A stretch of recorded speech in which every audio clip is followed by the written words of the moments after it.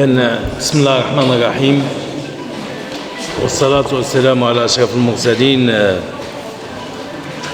في البداية أرحب بالحضور الكريم، أرحب بالزملاء الأساتذة، كذلك أرحب بالزملاء الذين نتقاطع معهم مجموعة من الأمور. أرحب بهم في هذه الندوة التي تنظمها شعبة القانون العام حول الإطار القانوني للانتخابات، قراءة في المستجدات. طبعا هذه الندوة التي تأتي في إطار أو في سياق عام تحدد راهنية الموضوع الذي لا زال مطروحا للنقاش العمومي رغم مصادقة البرلمان بمجلسه عليه، وهي اليوم هذه النصوص أمام المحكمة الدستورية. إذن أشكر السيد رئيس شعبة القانون العام وفريقه الذين بادروا إلى تنظيم هذه الندوة، ونعتبرها ندوة تدخل في سياق مهام الشعبة وكذلك في إطار إعطاء إشعاع لمؤسستنا. كذلك نشكر جزيل الشكر السيد العميد الدكتور محمد يحيى، عميد لمرحلتين، وما قدمه لهذه المؤسسة من خدمات جليلة. ربما نصل اليوم باستكمال ما أعطاه السيد محمد عميد هذه الكلية، الذي ناضل كما نقول نحن الذين اشتغلنا معه كفريق من أجل منح هذه الكلية موقعها داخل المؤسسات. نشكره كذلك لتحمل مسؤوليته على مستوى مركز الدكتوراه الذي يعتبر مركزا رائدا على مستوى جامعة عبد الملك السعدي، والذي يتضمن مجموعة من المؤسسات، ليس فقط كلية الحقوق وحدها، وإنما يشتمل على بالإضافة إلى كلية الحقوق بتخصصاتها طبعا إلى مدرسة علوم التدبير سي للتجارة والتدبير، وكذلك كلية الحقوق بتطوان، وكذلك كلية متعددات التخصصات بالعرائش. كل هذه المؤسسات التي تشتغل في حقل العلوم الاجتماعية وفي مجال التدبير والاقتصاد اليوم، ودبرت منذ سنوات بحكمة ورصانة وتعقل من طرف السي محمد، وجاءت الفرصة وهناك فرص كثيرة لكي نشكر هذا الرجل الذي قدم الكثير. وهناك طبعا حديث من لم يشكر الناس لم يشكر الله، وهذا واجب علينا نحن كأساتذة كمسؤولين تحملنا المسؤولية. قلت هذا الموضوع الذي هو موضوع مشترك. لماذا؟ طبعا لأن طلبة الدكاترة هم مطالبون بحصص على مستوى التكوين، وهذه الندوة كما اتفقنا مع رئيس شعبة القانون العام أن تكون من قبيل تكوين يدخل في إطار ما يمكن أن يقدمه طلبة الدكتوراه، وهذا كذلك بتعاون وتنسيق مع مدير مركز الدكتوراه. إذن تعلمون على أن اليوم الإطار القانوني للانتخابات يطرح العديد من التساؤلات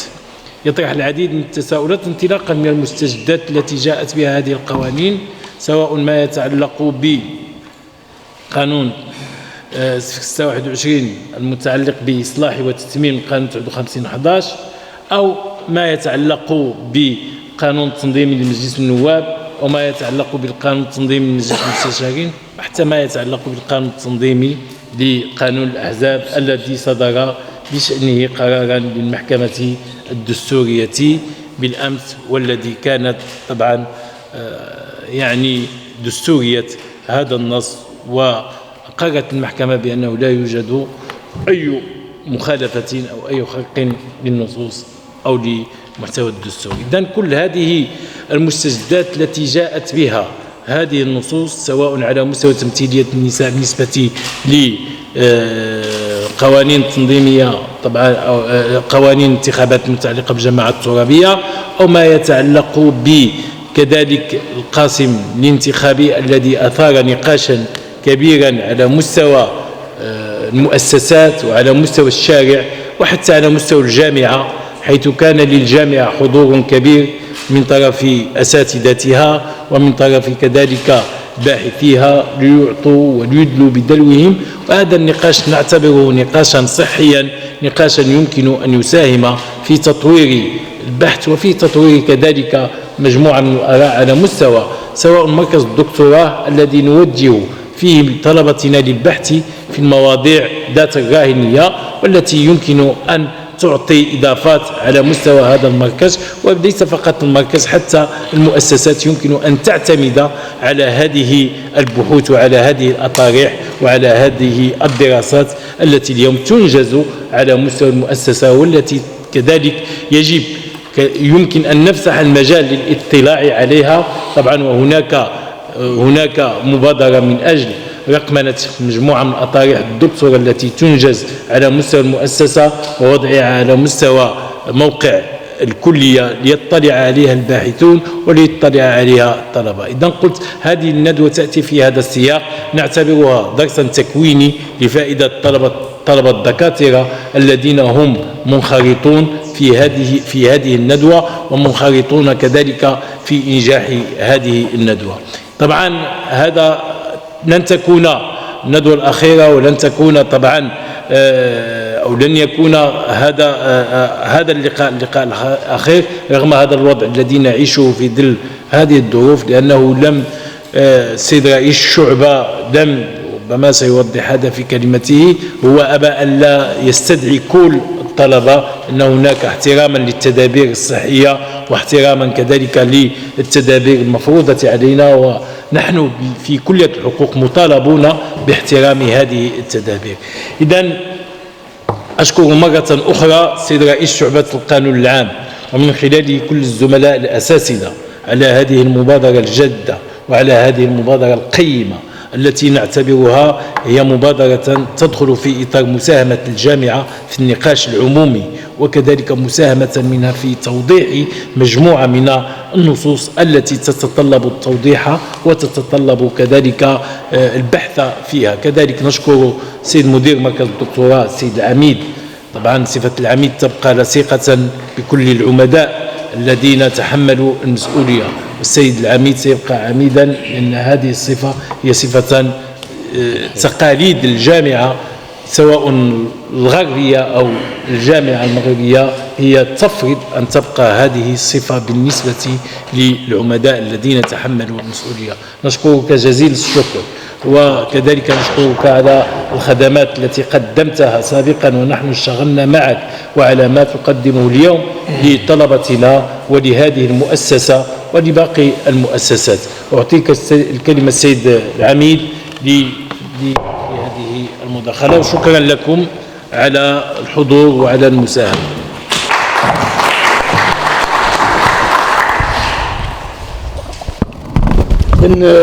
صباح الخير للجميع. أولا في بداية هذا اللقاء أود أن أتقدم بالشكر الجزيل للزميل الصديق دكتور حميد أبو لاس العميد على الكلمات التي قالها في حقي وأنا ما قمت به أعتبره واجبا. قمنا بالواجب وذلك من المسلمات ديال العمل داخل الجامعة المغربية. شكرا أستاذي على الكلمات التي قلت في حقي. كما أشكر الدكتور نور الدين الشاح لأن لابد أن تكون هناك استمرارية. العمل الآن هو عمل مؤسساتي، الاستمرار ديال المؤسسات بغض النظر على الأشخاص، المسألة كنقولها دائما. وبالتالي المجهودات التي تبذل هي في سياق استدراك الاختلالات إن كانت هناك اختلالات، تبني تصور جديد، لأن كل مرحلة والمتطلبات ديالها، وبالتالي يجب بذل كل المجهودات في أفق السير وفق ما تسير واقع الأشياء والتحولات الكبرى. شكرا للأستاذ على تنظيمكم هذه الندوة، لأن من شأنها بحال اللي قال الزميل الدكتور حميد أبو لاس في البداية اللي مهم هو بالنسبه للطلبه بحال الدوره التكوينيه، وبالتالي خصوصا في الظروف الصعبه الجائحه، وبالتالي لابد يعني من حين لاخر استحضار مواضيع اللي هي راهنيه.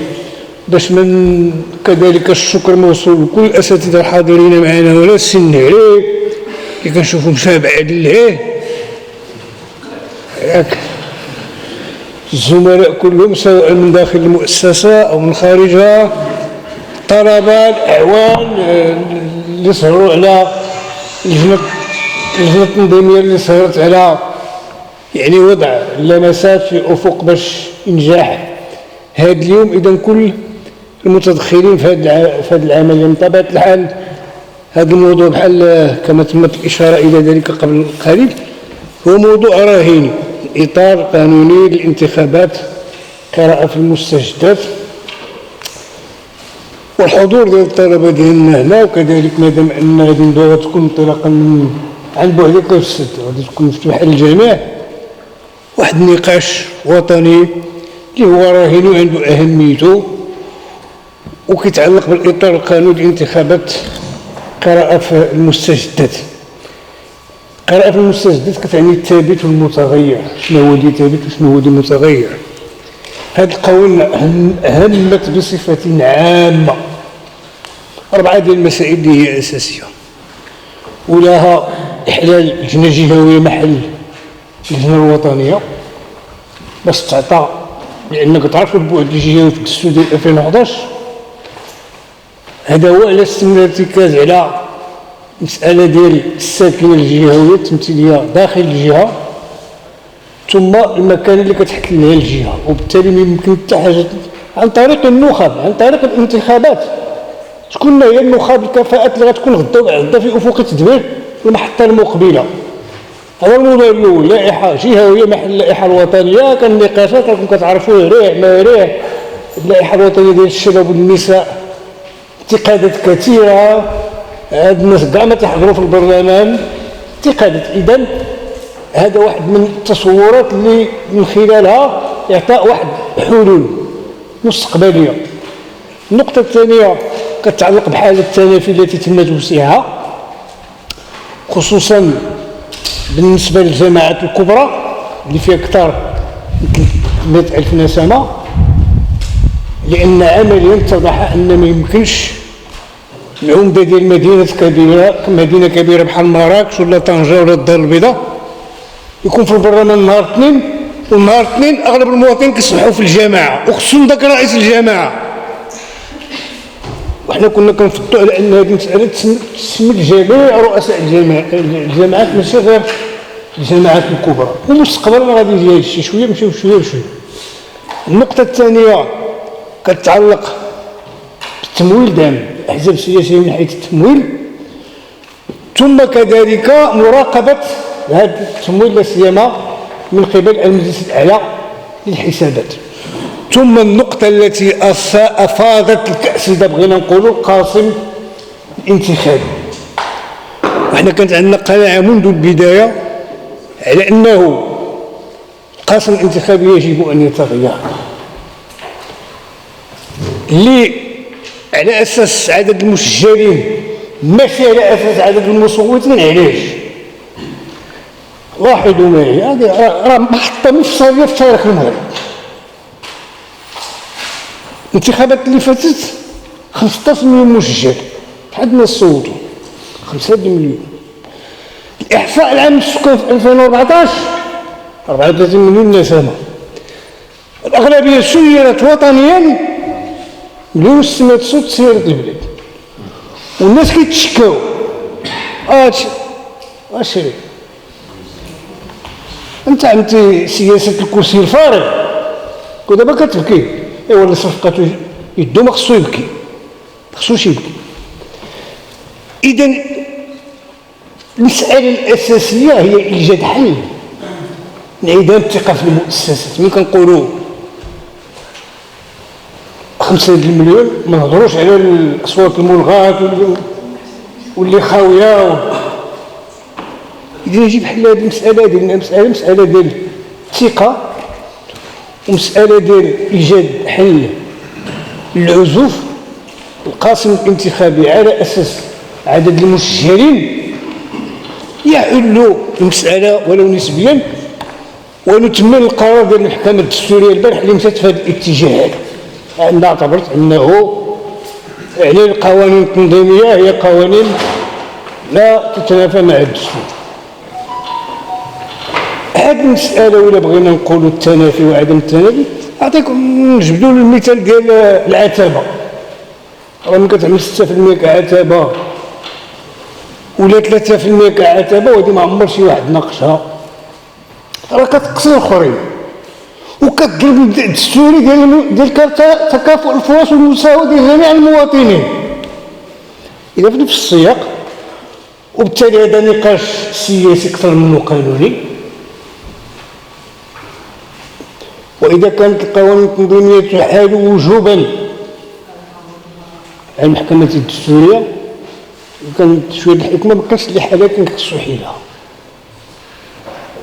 اذا كل هذا الشيء هذا كنعاودها، لان خص التمثيليه، خص الاحزاب التي ما كتوصلش يا اما اللي ما عندهاش امكانيات، خص شويه ديال يعني فسح المجال للتجربه ويكون الانخراط ديال الجميع.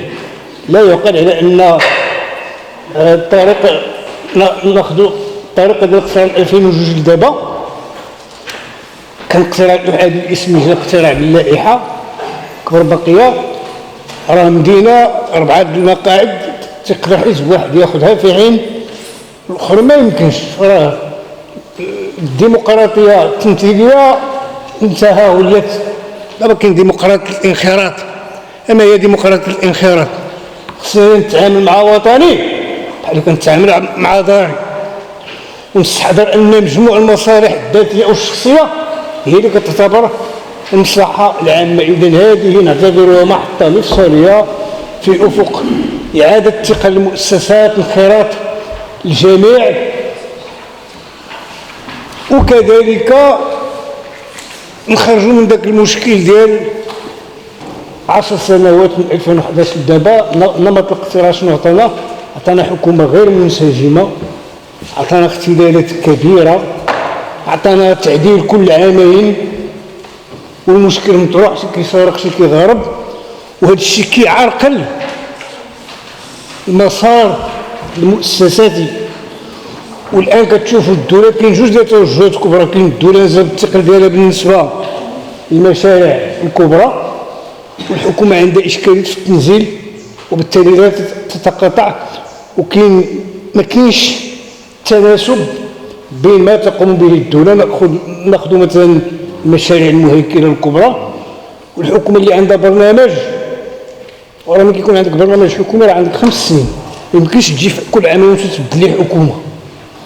اذا هذا تغيير القوانين الانتخابيه مشات في هذا الاتجاه هذا. يجب استحضار هذه المساله هذه في افق احتواء ما يمكن احتواؤه، وخص كذلك يكون حاضر الصدر رحب، وخصنا نامنوا بالمبدا ديال التناوب. راه اللي ما بغاوش القسم الانتخابي الجديد ما خصهمش التناوب، وما يمكنش المسائل تبقى مستمره بتدبير بعقليه فكريه دينيه، استغلال العمل الجمعوي دعوي. كل هذا اثر سلبا وجعل المواطنين يهربوا. دابا كنقولوا التعبئه شنو خص تكون؟ خص كلشي يمشي يتسجل في اللوائح الانتخابيه، كلشي خصو يمشي يصوت. اخر كلمه باش ننهي، باش ما نتقلوش عليكم. انا اتصور ما اتصور من هذه المساله، رحنا في مرحله خطيره مع هذه الجائحه وهذا الشيء. البارح في اللجنه ديال اليقظه راه كاين مقاولات اللي غتوقف، عجز خطير. كنقول على ان يجب يعني احتواء المسائل. كيف سيتم احتوائها؟ انا كنتصور دابا علاش كنقولوا التعبئه، راه بحال شي واحد الا مشى يعمل التعبئه، مشى يصوت مشى تسجل في اللوائح الانتخابيه، بحال عدم تقديم مساعده لشخص في وضعيه خطيره. شكون هو هذا الشخص اللي في وضعيه خطيره؟ هو البلاد ديالنا، هو الوطن. Non présentation d'assistance à une personne en danger. حنا الوطن ديالنا وهادشي كيرهنا ما حنا مشينا راه الاجيال المستقبلي على المدى المتوسط ولادكم ولاد الجامعات الوطن. اذا كل هذه المسائل هذه القوانين الانتخابيه اجت في هذا السياق هذا، والمحاور اللي غتكون موضوع النقاش غالبا غتجاوب قد نتفق وقد نختلف، ولكن الوطن فوق الجميع، المصلحه العليا للوطن فوق الجميع، قد نختلف وقد نتفق. وانا عندي الثقه التامه بالنسبه للاخوان النقاش اللي غادي يكون مفيد، وغادي يكون لبنه اخرى كمساهمه في النقاش الوطني العمومي في افق تاهيل وتحسين المؤسسات ديالنا وطنيا وترابيا. وشكرا لكم على حسن الانتباه.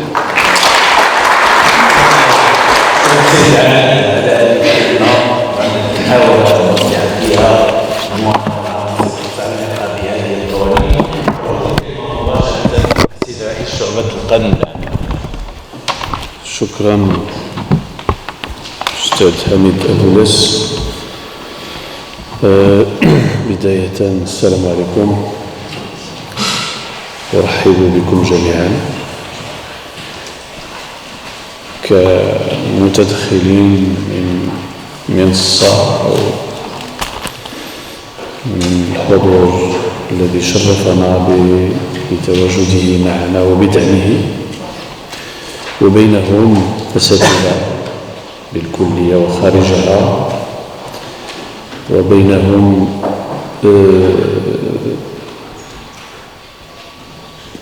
طلبة وطلبة الدكتوراه، وبينهم طلبتنا في الوقت الراهن حاليا ومن مروا من الكلية في وقت سابق. أرحب بالجميع، وبينهم أيضا ممثلي بعض المنابر الإعلام الذين يدعمون هذا النشاط ونشكرهم على حضورهم. طبعا لن أطيل في كلمتي نظرا لالتزامنا ببرنامج مرتبط على الخصوص بالبث الرقمي لأشغال الندوة، وهذه الجلسة الافتتاحية سبقناها لأنه وقع واحد الارتباك في توقيت، في الإعلان عن التوقيت ديال بداية الأشغال بين الجدول الأعمال وبين الإعلان فيه 10 وجدول الأعمال فيه 11. بالتالي التمسنا من السادة الأساتذة أننا نقوم بجلسة افتتاحية ثم ننتقل إلى استراحة الشاي ثم نرجع لنواصل أشغال الندوة بشكل غير متقطع. وبالتالي هذا الجزء هذا فهو غير منقول رقميا أو عبر الأثير. أشكركم جميعا وأوجه الشكر على وجه الخصوص للسيد عميد كلية الحقوق بطنجة السيد الدكتور توفيق السعيد، وينوب عنه الصديق العزيز الدكتور حميد أبولاس على دعمه لهذا النشاط وعلى تقديمه لكل أشكال المساعدة لتيسير العمل. كما أتوجه بالشكر أيضا لأستاذي دائما الذي أخذ بيدنا نحن أولا. ما زلت أتذكر ذكرياتي الأولى بالكلية حيث بادر الدكتور العميد محمد يحيى آنذاك كان رئيسا لشعبة القانون العام، أخذ بيدي شخصيا وبيد كافة الأساتذة أيضا الطلبة، وأنتم يعني يقدم لكم شخصا تعرفونه بسعة صدره وبقلبه الكبير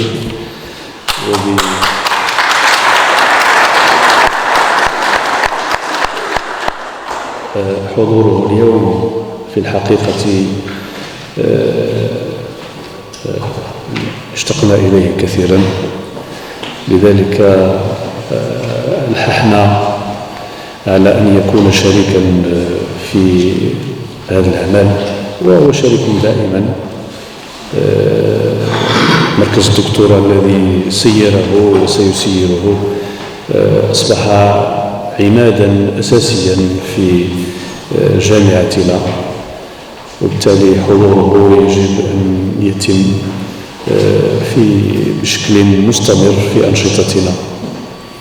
طبعا السيد العميد لمح إلى بعض الفلاشات من مداخلته التي كانت مبرمجة في الجلسة الأولى.